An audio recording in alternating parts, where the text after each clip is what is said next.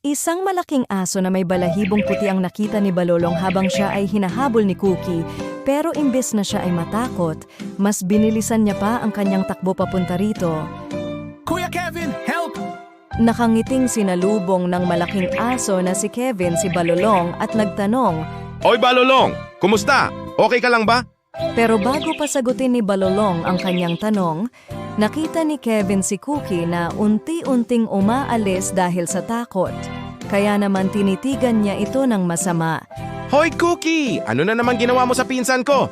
Grrr! Tumakbo si Kevin ng sobrang bilis. At dahil sa takot, tumakbo din si Cookie.